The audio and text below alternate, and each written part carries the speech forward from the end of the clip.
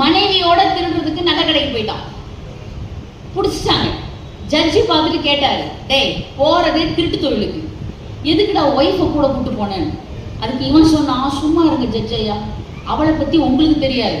நான் மாட்டு போய் ஏதாவது ஒரு டிசைன் எடுத்துட்டு வந்துட்டேன்னா டிசைன் சரியில்லைன்னு சண்டை போடுவான். அதனால கூடவே கூட்டு போய் எடுத்துட்டு வந்துடுறேங்கிறான்.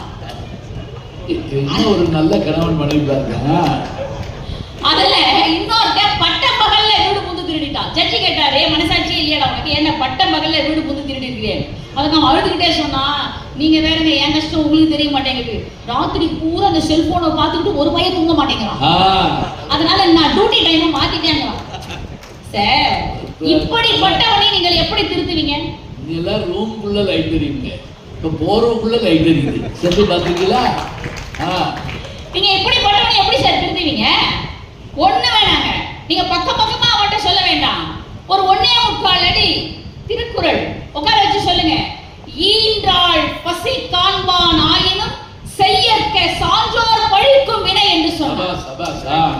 பெத்த அம்மா இருக்காளே ஈன்றாள், அவ பசியா இருக்கிறான்னா கூட சான்றோர் பழிக்கிற வினையை செய்யாதடா, பொய் சொல்லாத, திருடாத, கொலை பண்ணாத, பெண் குறித்த ஒரு பாலியல் கொடுமையில ஈடுபடாத, மொத்த விளக்கமும் இதுக்குள்ள இருக்குங்க. ஆனால் வள்ளுவன் ஒவ்வொரு சொல்லிலும் நின்று பேசுவான். அதனால்தான் 1.25 அடியில இன்னைக்கு உலகத்தை அளக்குறானே, சும்மாவா? எங்க ஈன்றால் பசி காண்பான் ஆயினும், ஒருத்தனுக்கு பெத்த அம்மா, நான் கேக்குறேன், ஏன் அப்பாவுக்கு பசிக்காதா, அண்ணனுக்கு பசிக்காதா, தங்கச்சிக்கு பசிக்காதா?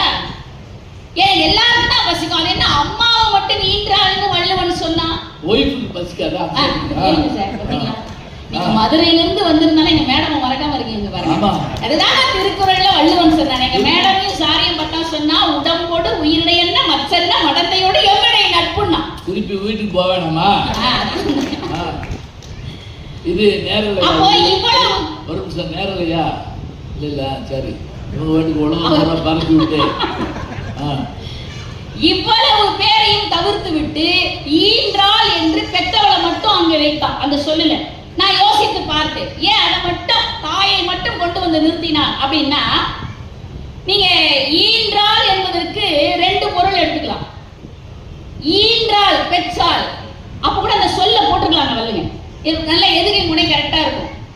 பெற்றால் பசி காண்பான் ஆயினும், ஆனா எதுகை முனையை கூட தவிர்த்து விட்டு ஈன்றாலும் போட்டானே வள்ளுவன். ஏன்னா அது 2 பொருள் குறிக்கும்.